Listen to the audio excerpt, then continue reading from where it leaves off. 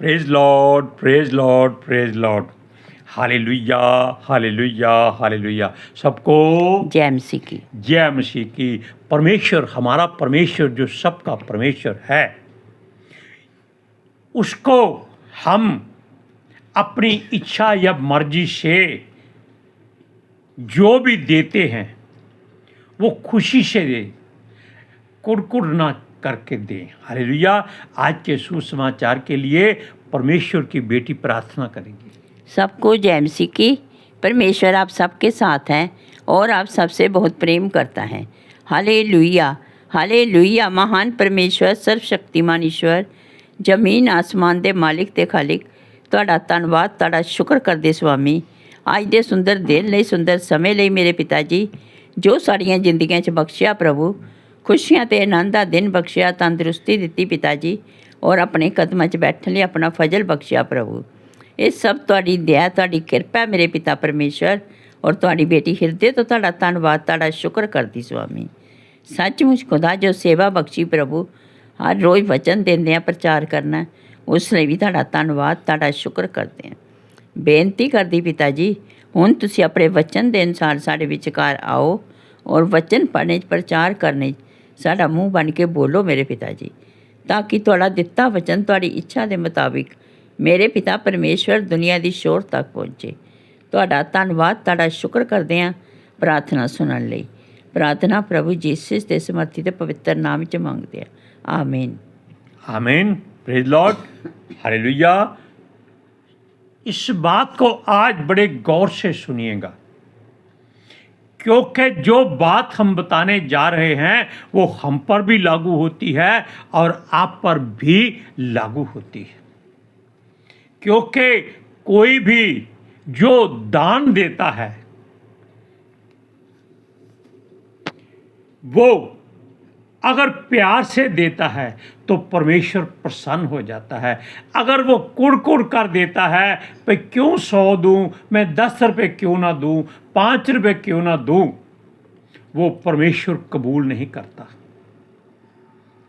और उसकी बरकत रुक जाती है। इसलिए जो आपने देना है वो आप परमेश्वर की खुशी को बढ़ाने के लिए दे। हालेलुया। सुनिए, हम जो भी देते हैं या आप जो देते हैं अपनी इच्छा से देते हैं, किसी के कहने पर नहीं देना है कि आज हम परमेश्वर के भवन में, कलीसिया में जाकर दान पात्र के लिए 100 रुपया देंगे, 500 देंगे। अरे नहीं, जब ये बात दूसरे को पता चल जाए तो उस दान दक्षिणा का कोई महत्व नहीं है, ये हम बता चुके हैं। क्योंकि वचन में कहता है कि संसारिक लोगों की तरह ऐसे नोट दिखाकर मत जाओ, लोगों से महिमा पाने की कोशिश मत करो। दान तो ऐसा होना चाहिए कि इस हाथ से दिया है, इस हाथ को मालूम ना हो, ऐसी दी। सुनिए, अगर हम अपनी मर्जी से ये सोचकर देते हैं आज कमाई नहीं हुई इसलिए आज हम कुछ नहीं देंगे, कोई बात नहीं, परमेश्वर इस बात को जानता है। लेकिन अगर आपकी जेब में पैसे हैं तो उनमें से चाहे 1 रुपया डाल दो। इसलिए नहीं कि आपको 1 देकर के 1 लाख मिलेगा, ऐसा कभी नहीं सोचना। इस बात के लिए आप सहमत हो या ना हो, आपका हृदय इस बात से सहमत है। सुनिए, हमारे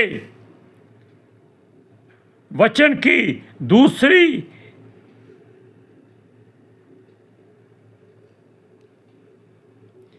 धारणा यह है कि जो भी आप देते हैं अपनी इच्छा से उसको खुशी से दे दीजिए।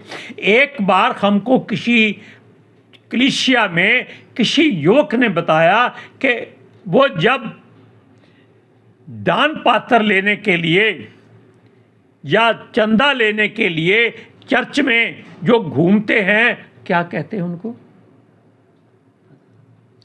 कुछ भी हमें वो नाम नहीं आता, तो उसके पास कुछ नहीं था। तो उसने क्या किया, उसने बताई अपनी बात, उसने अपना एक बटन तोड़ लिया और बटन को उस थैले में डाल दिया।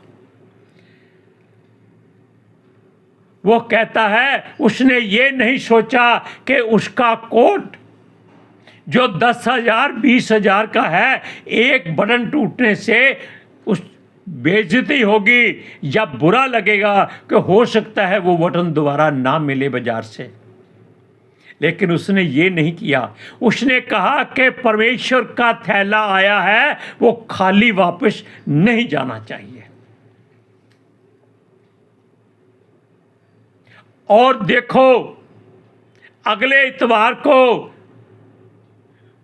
उन्होंने कहा भी किसी का बटन खो गया है, वो हमसे आकर ले जाए। उन्होंने ये नहीं कहा कि ये किसी ने दान पात्र में डाला है, उसने कहा है कि ये किसी का बटन खो गया है, जिसका हो वो ले जाए। सुनिए, जब हम जानते हैं कि हमारा परमेश्वर देने वालों को उनके दिए हुए दान का 30 गुना, 60 गुना और 100 गुना वापस करता है, यानी कि जो आप अपनी नियत से देते हैं, जैसा बीज आप बोते हैं, वैसा ही उस बीज से आपको फल मिलता है। अगर आपने एक जरूरत के मुताबिक, हाँ भाई ये देना ही देना है, रूटीन बनी हुई है, दे दिया, उसका आपको 30 गुना फल मिलेगा। और एक और बात है, जब आप सोचते हैं कि आज हमको पैसे मिले हैं, हम उसमें डाल देते हैं, आपको 60 गुना बरकत मिलेगी। जब आप सोचते हैं कि मैंने परमेश्वर से वादा किया है कि मैं 500 ही दूंगा, आप 100% के हकदार हो जाते हैं। Hallelujah, praise Lord. सुनिए,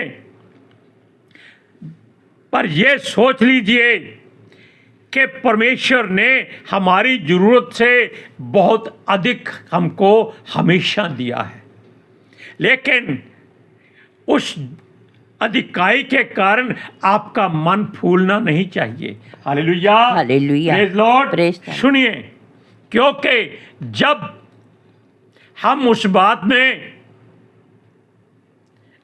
ये सोचने लगते हैं कि हमको आज परमेश्वर ने बहुत बरकत दी है, आज तो घर में मुर्गा होना चाहिए, बकरा बनाना चाहिए, परांठे बनाने चाहिए और बड़े बड़े पकवान बनाने चाहिए, लेकिन किसी को बुलाना नहीं, किसी को बताना नहीं चाहिए, क्या फ़ायदा हुआ?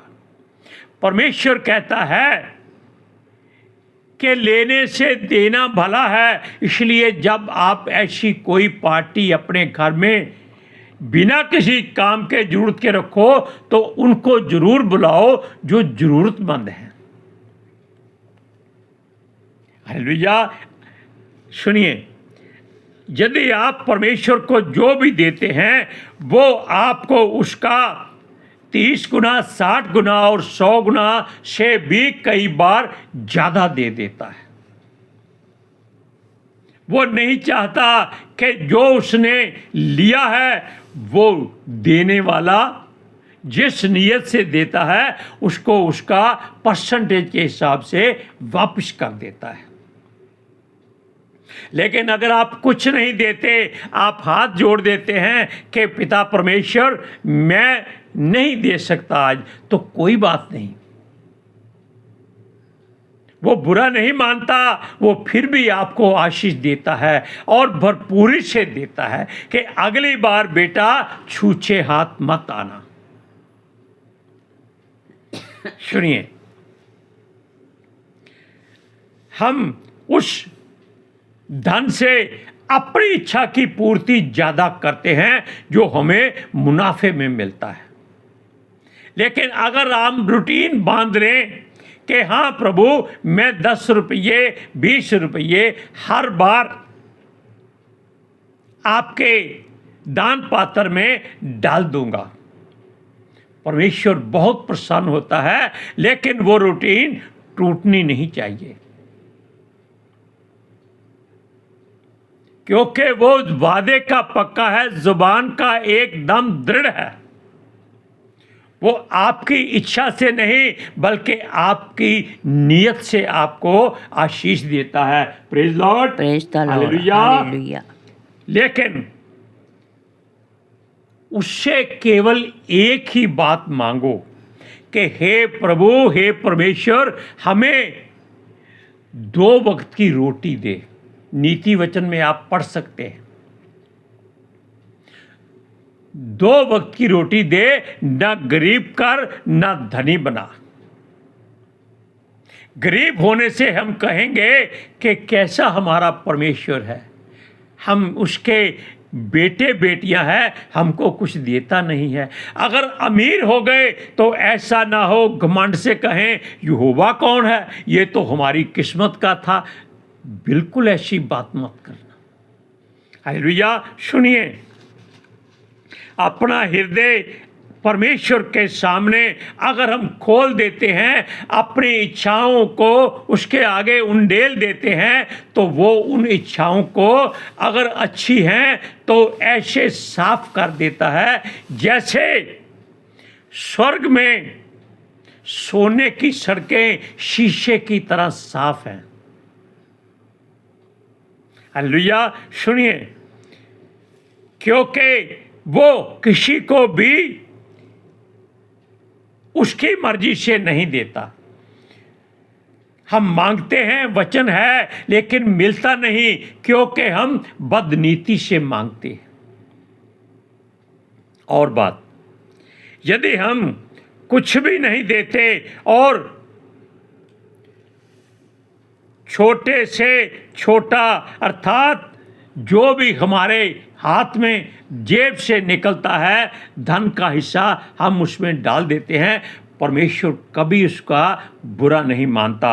आप जानते हैं कि यरूशलेम के पवित्र भवन में जहां प्रार्थना स्थान था, यीशु मसीह गया था, उसने देखा कि दान पात्र में एक बुढ़िया ने, उसके पास 2-2.5 दमड़े थे, यानी कि आज आप पैसे बोल सकते हैं उसको, उसने वो उसमें डाल दिए। तो यीशु ने क्या कहा कि देखो सबने अपनी बर्ती में डाला है, लेकिन इसने में अपनी घटी में से बल्कि अपनी सारी पूंजी डाल दी है। उसका मतलब क्या था कि ये स्त्री स्वर्ग में सबसे धनी गिनी जाएगी। Hallelujah, hallelujah, praise Lord. Praise the Lord. आप ज़्यादा डालकर फरीसियों और कपटियों की तरह अपना दिखावा कभी मत करना, महिमा मत करना।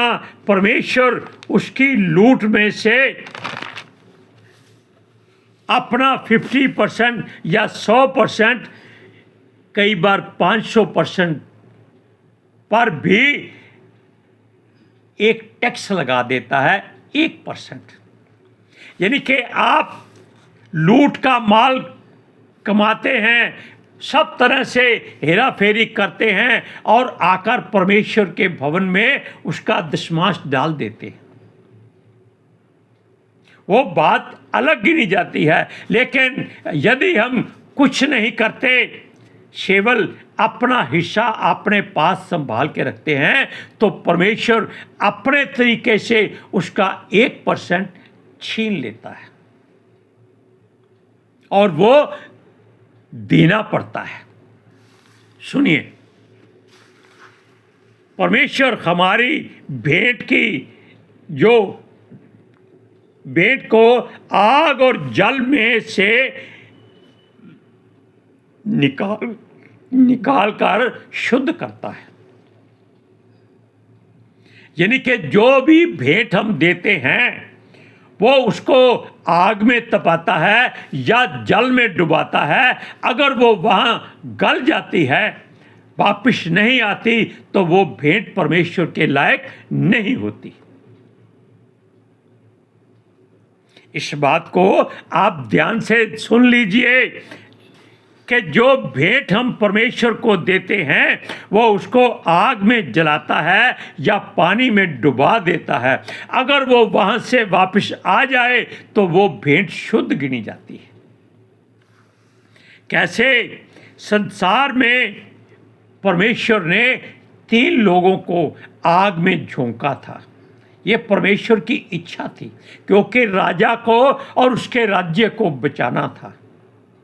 शद्रक मेशक अबदनगो को उसने, क्योंकि उन्होंने अपने आप को परमेश्वर को भेंट कर दिया था, वो आग में जले नहीं, उनका बाल भी बांका नहीं हुआ, वो भेंट जो यहोवा को कबूल हुई। दूसरी तरफ परमेश्वर ने जल प्रलय बनाकर इस धरती को, संसार को खत्म किया। उसमें से जो पवित्र और शुद्ध भेंट थी, यानी कि नूह का जो घराना था, वो बचा था। बाकी सब जल प्रलय में नाश हो गया। इसलिए वचन पढ़ते हैं, गिनती की पुस्तक कटोगे?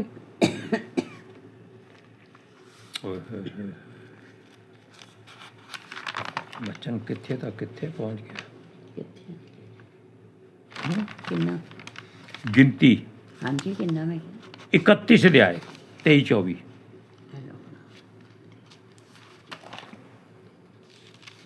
सुनिए, जो कुछ आग में ठहर सके उसको आग में डालो, तब वह शुद्ध करेगा। ठीक है, तो भी वह अशुद्धता से ढूंढने वाले जल के द्वारा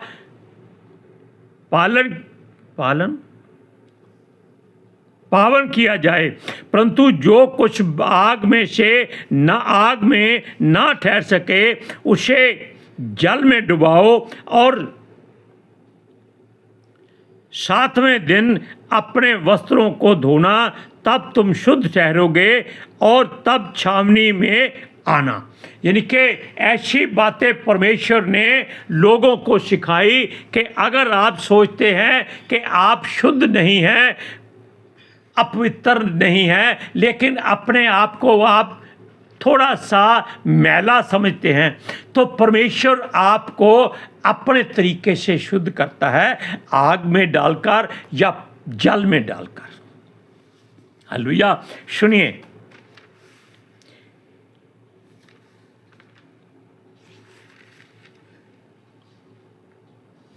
जब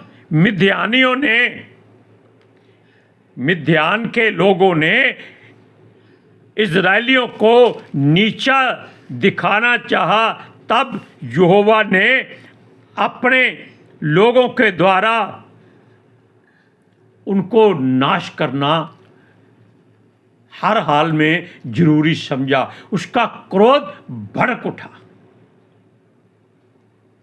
क्योंकि मिद्यानियों ने यहोवा के विरोध में बातें की और उसके लोगों को भला बुरा कहा। तब उसने मूसा को आज्ञा दी कि वो अपने विद्रोहियों को अपनी सेना के द्वारा नाश कर डाले, मिद्यानियों को नाश कर डाले। तब इज़राइलियों ने मूसा के हुक्म से अपने बैरियों को घात किया, लेकिन परमेश्वर ने नहीं कहा था कि कुछ वापस लाना। लेकिन ये लोग शाऊल की तरह सुंदर स्त्रियां, गाय, बैल, भेड़, बकरी, सोना, चांदी ले आए और पुरुषों को इन्होंने घात कर दिया। अब क्या हुआ, ये सारी लूट जो थी वो मूसा ने देखी, उसको बहुत क्रोध आया। उसने कहा ये तुम लोगों ने बहुत बुरा किया है, परमेश्वर को क्रोधित करने वाली बात की है। लेकिन उसने उनको उसका हल बता दिया कि जो बहुत सी लूट आप लाए हैं उसको आप जो स्त्रियां हैं उनमें से जो कुंवारी हैं उनको रख लो, जो ब्याता हैं या पुरुषों को जानती हैं उनको नाश कर डालो, और जो बच्चे हैं उन सबको नाश कर डालो, और जितने पुरुष बच जाएंगे उनको भी नाश कर डालो। उसने उनको एक राय दे दी यहोवा की ओर से। ये लोगों ने शाऊल की तरह बुरा काम किया था, लेकिन परमेश्वर ने इनके ऊपर एक टैक्स लगाया कि जितने लोग बच गए हैं सिपाहियों में से उनमें से आधे निकाल लो, और उसके अनुसार उनमें से 1% हिस्सा यानी कि लोग परमेश्वर की सेवा के लिए लगा दिए जाएं। और उसने 500 लोगों पर एक मनुष्य को चुना। अगर उनमें से जो अपनी मर्जी से जाना चाहता था वो आ जाए, नहीं तो पर्ची डालकर उसको निकाल लिया जाता था। उसने दूसरी बात, जितना सोना चांदी उन्होंने लूटा है उसके 100वें हिस्से पर परमेश्वर ने कर लगा दिया 1% कि वो परमेश्वर के भवन में पहुंचाया जाए। तब जो स्त्रियां बची थी उनमें से परमेश्वर ने 50 पर एक स्त्री को निकाल लिया। मान लीजिए उन्होंने 10,000 स्त्रियां उठाई हैं, 10,000 में से आप सोच लीजिए हर 50 पर एक स्त्री परमेश्वर के भवन में सेवा करेगी, और जितनी लूट थी उसका 1% हर जन परमेश्वर के भवन में दे दे, ताकि मूसा का मुख से निकला वचन पूरा हो जाए।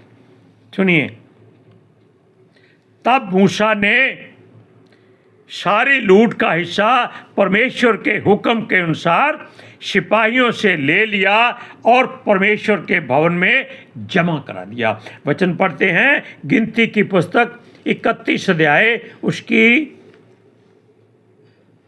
26 से 30 तक। सुनिए, समय कम है फिर भी हम आपके लिए पढ़ेंगे। फिर यहोवा ने मूसा से कहा, एलियाजर याजक और मंडली के पितरों के घरानों के मुख्य पुरुषों को साथ लेकर तू लूट के मनुष्यों और पशुओं की गिनती कर। तब उनको आधा आधा करके एक भाग उन सिपाहियों को जो युद्ध करने गए थे और दूसरा भाग मंडली को दे। फिर जो सिपाही युद्ध करने को गए थे उनके आधे में से यहोवा के लिए क्या मनुष्य, क्या गाय बैल, क्या गधे, क्या भेड़ बकरियां 500 के पीछे एक को कर मानकर ले ले, और यहोवा की भेंट करके एलियाजर याजक को दे। फिर इजरायलियों के आधे में से क्या मनुष्य, क्या गाय बैल गधे, क्या भेड़ बकरियां, क्या किसी प्रकार का पशु 50 के पीछे लेकर यहोवा के निवास की रखवाली करने वालों लेवियों को दे। इस आज्ञा के अनुसार जो उसने मूसा को दी थी, मूसा ने एलियाजर याजक को जमा करा दिया। Hallelujah, praise Lord. अब आप जान जाइए कि जो आप देते हैं वो परमेश्वर कबूल करता है। आज के सुसमाचार के लिए परमेश्वर की बेटी प्रार्थना करेंगी। Hallelujah, thank you Jesus, thank you Lord, thank you पितर आत्मा जी। ਤੁਹਾਡਾ ਧੰਨਵਾਦ, ਤੁਹਾਡਾ ਸ਼ੁਕਰ ਕਰਦੇ ਸੁਆਮੀ, ਸਾਡੇ ਵਿਚਕਾਰ ਆਉਣ ਲਈ, ਵਚਨ ਪੜ੍ਹਨੇ 'ਚ ਪ੍ਰਚਾਰ ਕਰਨੇ 'ਚ ਸਾਡਾ ਮੂੰਹ ਬਣ ਕੇ ਬੋਲਣ ਲਈ ਪਿਤਾ ਜੀ। ਤੁਹਾਡੀ ਬੇਟੀ ਹਿਰਦੇ ਤੋਂ ਤੁਹਾਡਾ ਧੰਨਵਾਦ, ਤੁਹਾਡਾ ਸ਼ੁਕਰ ਕਰਦੀ ਸੁਆਮੀ। सचमुच खुदा तुहाड़ा दिता वचन तुहाड़ी इच्छा के मुताबिक मेरे पिता परमेश्वर दुनिया की शोर तक पहुँचे, लोग सुनन और सच्चाई नूं जानन और सच्चाई उन्हां नूं आज़ाद करे। पिता जी, मैं तुहाड़ा धन्नवाद, तुहाड़ा शुक्र करदी स्वामी, और तुहाड़े बच्चे हमेशा तुहाड़े अभिषेक नाल भरे रहन। आमीन। आमीन। आज हम फिर आपको गवाही देते हैं कि आज हमने परमेश्वर का वचन भजन संहिता 80 का प्रचार करना था, लेकिन परमेश्वर ने हमसे गिनती की पुस्तक खुलवाई और उसका प्रचार कराया। हम उसका धन्यवाद करते हैं कि परमेश्वर हमें इस्तेमाल करता है। हालेलुया। सबको जय मसीह की। जय मसीह की।